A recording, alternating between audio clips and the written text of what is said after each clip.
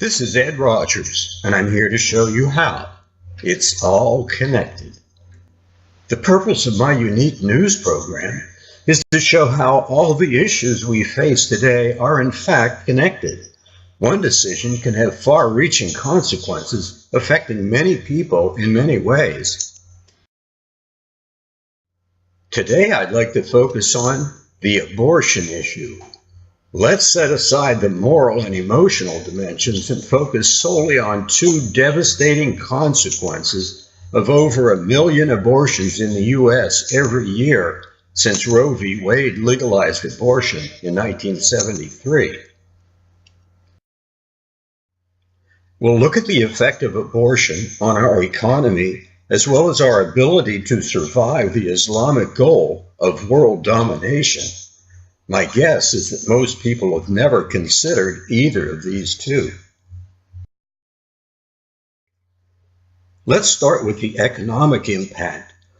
Economists tell us that Medicare and Social Security will be in deep trouble in the very near future unless we raise taxes, cut benefits, or drastically overhaul the entire system. One reason for the impending crisis is that abortions since Roe v. Wade have eliminated a huge number of workers who are needed to support the beneficiaries of these two massive programs. According to Social Security statistics, in 2008 there were 3.2 workers for every retired, disabled, or survivor beneficiary. By 2030 there will be only 2.2 workers per beneficiary, meaning that the taxes of 2 people will have to pay for the benefit that 3 people's taxes covered back in 2008. Neither individuals nor the economy will be able to bear that kind of tax burden. The elimination of millions of future taxpayers and contributors to our economy has undoubtedly contributed to the entitlement mess we're in today. Had those babies lived and matured, as consumers, they would have become contributors, earning, spending, saving, investing, inventing, and paying taxes, adding productivity and innovation to the workforce. And many of those children would have had children of their own by now, becoming productive members of the economic community. Since Roe v. Wade, we have been robbed of an estimated 57 million children. Economically, this means fewer teaching, manufacturing, and healthcare jobs, providing goods, services, education, and healthcare for those kids. That means fewer schools, plants, and hospitals are being built and staffed. Can you see a pattern here? As a result of removing that staggering number of lives, the population and the tax base are far smaller. The number of those eliminated equals the population of California and Texas combined. Given an average federal tax revenue of approximately $8,500 per citizen, and assuming that those aborted would now be productive taxpayers, and here's the bottom line. The U.S. economy is losing roughly $202 billion per year in tax payments due to abortions, according to 2012 statistics. We can argue over the exact numbers. That's not the point. The point is that over 1 million abortions every year is having a devastating effect on our economy. Now let's turn our attention to the effect of abortions on our ability to survive the Islamic goal of world domination. Not long ago, I came across an Islamic blogger who explains how Islam will dominate America. He gave 3 possibilities. First, the majority of its citizens embrace Islam and implement Sharia on their own accord. Or a group of Muslims rise, overthrow the government, and implement the Sharia by force or a coup.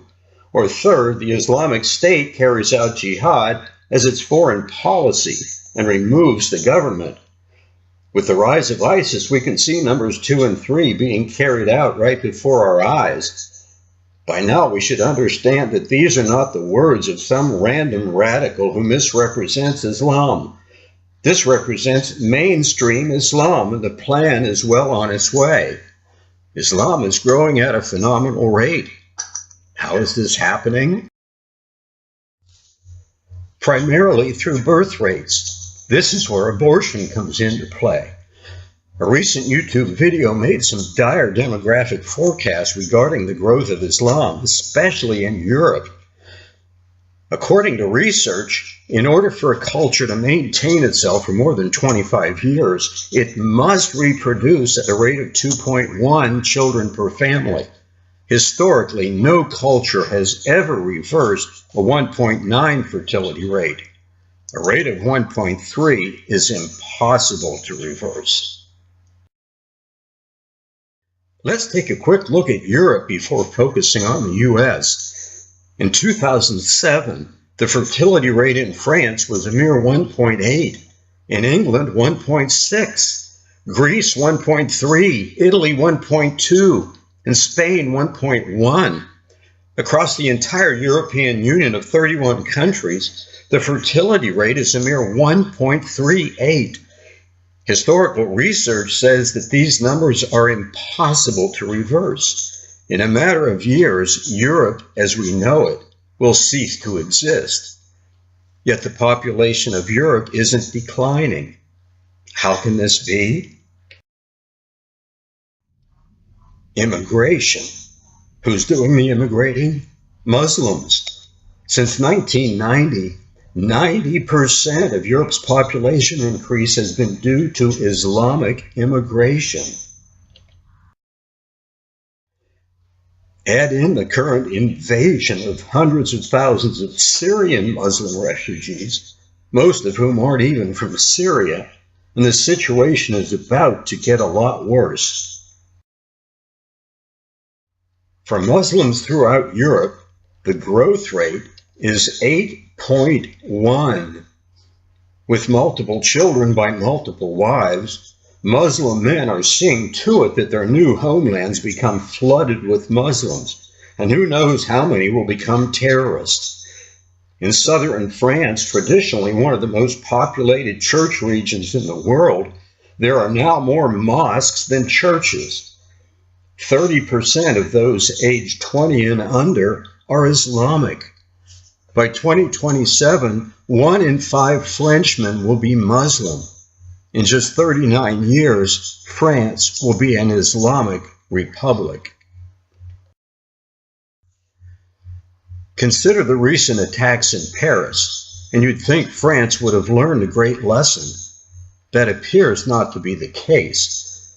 As I am writing this, French President Oren just announced that France will be taking in an additional 30,000 Syrian refugees. Here in America, the current fertility rate is a mere 1.6. With the influx of Latinos, the rate increases to 2.11, the bare minimum required to sustain a culture. In 1970, there were 100,000 Muslims in America. Today, estimates place the number somewhere between 6 and 9 million. In 30 years, there will be 50 million Muslims living in America. The math is clear. For most of Europe, the numbers are irreversible. In America, we're right on the edge. Here's the bottom line. Eliminating over 1 million of our non-Muslim citizens every year through abortion will hasten the day when the Muslim population will be sufficient to turn our great nation into an Islamic republic. Don't think this is impossible. While the facts I presented in today's program are extremely important, my bigger point is that the ripple effect from one bad decision can be devastating in ways that go unnoticed until it's too late.